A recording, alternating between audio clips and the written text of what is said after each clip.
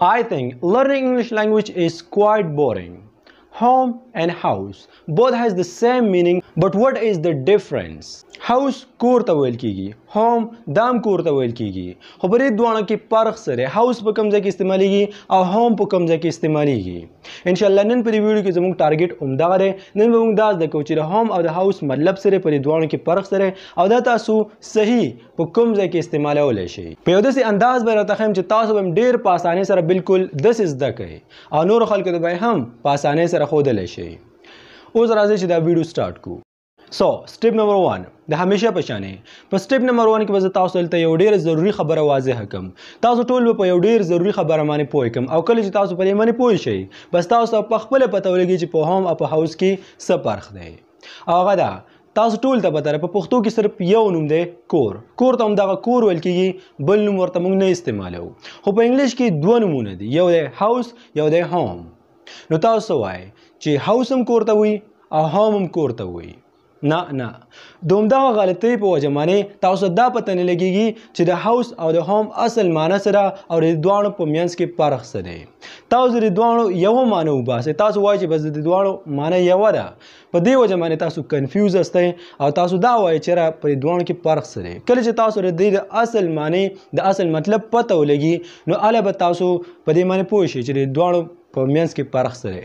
هوم په کوم ځای کې استعمالېږي او هاوس په کوم ځای کې استعمالېږي. ګرانو زده کوونکو اوس نمبر دی چې دا دواړه الفاظ هاوس او هوم په خپل لاس باندې پښتو ته ترجمه کړو او دا وګورو پر خپلو سترګو باندې وګورو چې دا موږ په پښتو کې څه معنی راکوي، د دې څه مطلب دی اصل کې. نو که چېرته موږ د ټول نه مخکې هاوس راوالو پښتو ته ترجمه کړو نو هغه اړه موږ ته د دې معنی راشي کور.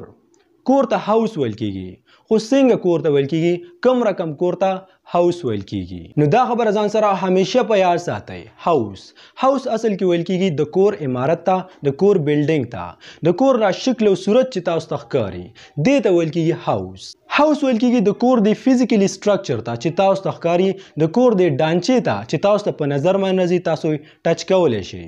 یعنې کله هم چې تاسو مخې ته څوک د هاوس نوم واخلي په انګلش کې، تاسو چېرته وګورئ یا په بل ځای کې د چا نه واورئ نو ستاسو ذهن ته ستاسو دماغ ته اټومیټیکلي یو داسې تصویر راتلل پکار دی چې په هغې کې د کور شکل او صورت دی. په هغې کې یو کور دی چې هغه د خښتې د بلاکونو نه جوړ دی، دیوالونه دې ورکړي، کوټې دې ورکړي، د کور یو ډانچه دې ورکړي، فزیکلي سټرکچر دې ورکړي که په هغې کې خلک اوسېږي او که نه. خو د کور دغه ډانچه، د کور دغه عمارت، د کور دغه شکل او صورت تاسو چې په دې تصویر کې ښکاري دې ته ویل کېږي هاوس. همدغه شانې که چېرته موږ هوم پښتو ته ترجمه کوو نو د دې به موږ ته څه معنی راشي؟ زیاتره کسان به وایي کور. نه کور نه، د دې معنی به موږ ته راشي د اوسېدلو ځای، هغه ځای چې په هغې کې یو څه اوسېږي، که انسان ورکې اوسېږي که حیوان ورکې اوسېږي. په یاد ساتئ که په دې کې دیوالونه وي او که نه وي، که دا د خښتې او د بلاک نه جوړ دی او که نه، که د دې شکل او صورت د کور په شانتې دی او که نه، که د دې ډانچه فزیکلي سټرکچر دا د کور په شانتې تاسو ته ښکاري او که نه، خو د یو څه د اوسېدلو ځای ته چې هغه ورکړي ژوند تېری د هغې اهل او عیال ورکړي، کیني پاسې ورکړي، خوري سکي ورکړي، دغه ځای ته هوم ویل کېږي. ما ته پته ده اوس به تاسو خامخا داسې وایئ چې زموږ کور دا هاوس دی او که هوم دی. یعنی فرض کړه په دې تصویر کې چې تاسو ته کوم کور ښکاري هسې فرض کړه دا ستاسو کور دی نو دا اوس تاسو هاوس دی او که هوم دی. دې ته تاسو څه ویلی شئ؟ دې ته تاسو هاوس هم ویلی شئ. هاوس ورته ولې ویلی شئ؟ ځکه چې د دې شکل او صورت، د دې ډانچه، د دې عمارت دا د کور په شانتې دی، دا د کور دی. نو په دې وجه باندې ورته تاسو هاوس ویلی شئ. دا د خښتې یا د بلاک نه جوړ دی، په دې کې دیوالونه شته، په دې کې کمرې شته، فزیکلي سټرکچر دی که نه، نو په دې وجه باندې تاسو دې ته هاوس ویلی شئ. خو دا ستاسو هوم هم دی. هوم ولې دی؟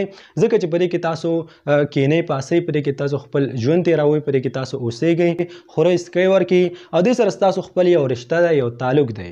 نو په دې وجه باندې دا هوم هم دی. دا ستاسو هاوس هم دی ځکه چې د دې شکل او صورت د کور دی، او دا ستاسو هوم هم دی ځکه چې دا ستاسو د اوسېدلو ځای دی. امید کوم چې په دې باندې به پوه شوي اوسئ. اوس راځئ چې څو اګزامپلز درکړم.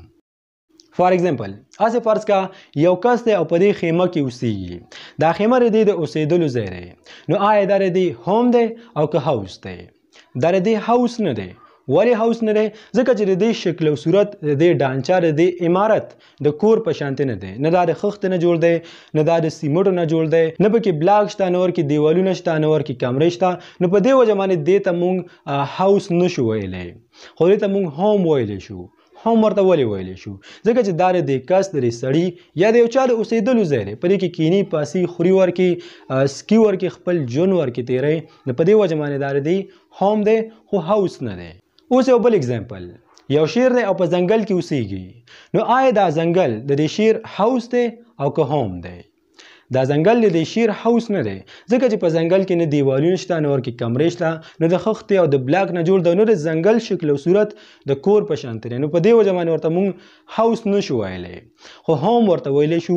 موږ ویلی شو چې دا د دې شیر هوم دی، ځکه چې شیر پرې کې خوري سکي کینی پاسي ورکې خپل ژوند ورکې تیری، دا د شیر د اوسېدلو ځای دی، نو په دې وجه باندې دا هوم دی. یو بل مثال، د کارغه جاله ده، د کوترې جاله ده، یا د یو بلې پرندې یو جاله ده. نو دغه جاله د دې کارغه هوم دی او که هاوس دی؟ دغه جاله د دې کارغه هاوس نشي کېدلی، ځکه چې جاله کې ډکې دي، نه د دې جالې شکل او صورت د کور په شانتې دی، نه د دې ډانچه د دې کوم عمارت چې دی دا د کور په شانتې نه دی، نه ورکې خښته شته، نه ورکې بلاک شته، کمرې دیوالونه دا ورکې نشته. نو په دې وجه باندې ورته موږ هاوس نشو ویلی، خو هوم ورته ضرور ویلی شو، ځکه چې پرې کې دا کارغه، کوتره یا مرغۍ وغیره ورکې اوسېږي، خپل ژوند ورکې تیری، شپې ورځې ورکې سبا کوي، اهل و عیال سره پکې اوسېږي، خوري سکي ورکې کینی پاسي ورکې. په دې وجه باندې دا د دې هوم دی خو هاوس نه دی. امید کوم چې ستاسو دماغ به اوس پک شوي وي. اوس زه تاسو ته یو ډېر مختلف اگزامپل درکوم.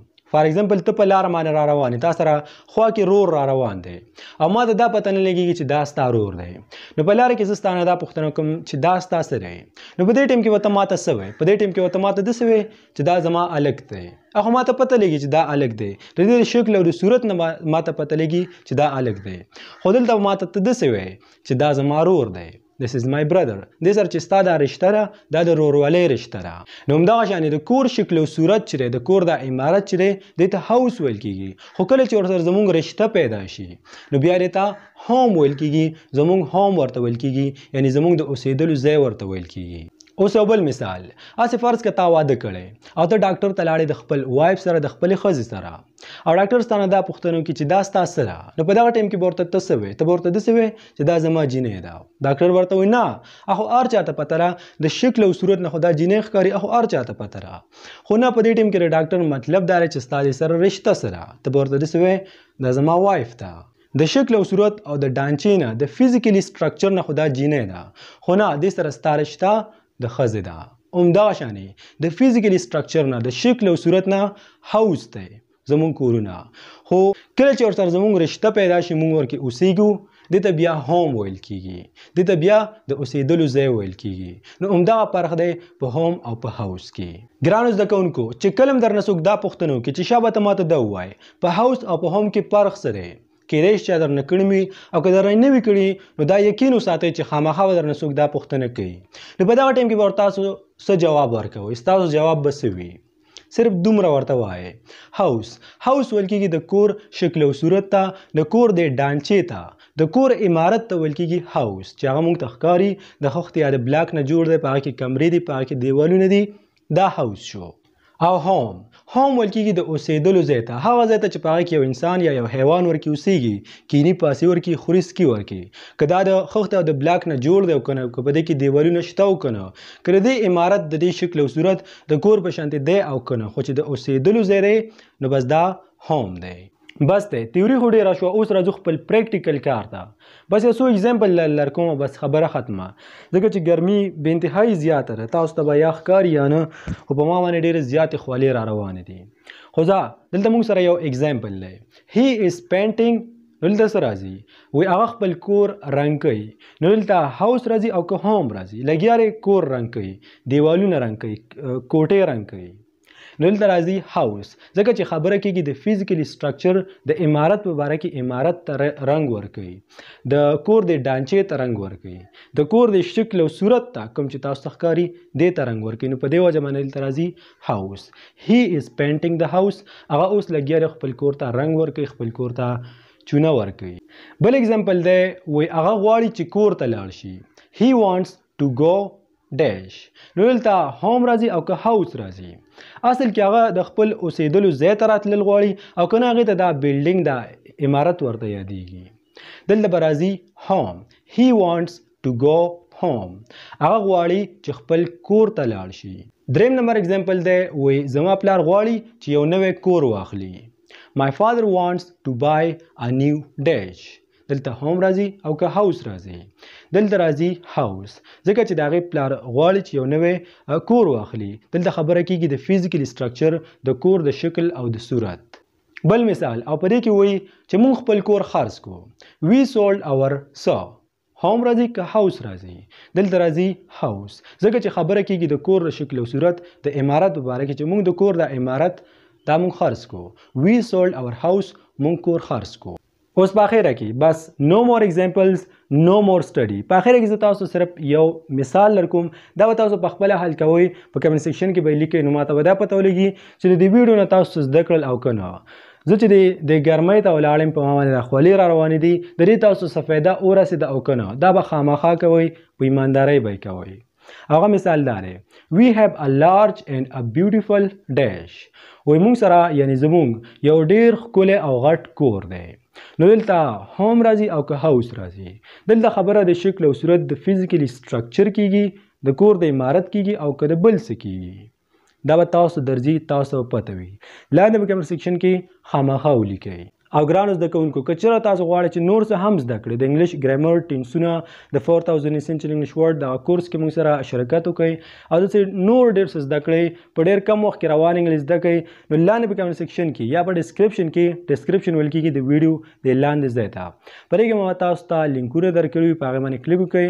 که چېرته تاسو د فیسبوک د لارې ګورئ نو هم تاسو زموږ یوټیوب چینل ته راشئ او که چېرته یوټیوب کې ګورئ نو هم تاسو پلی لیست ته لاړ شئ او له دغه ویډیوګانو نه به تاسو فایده واخلئ.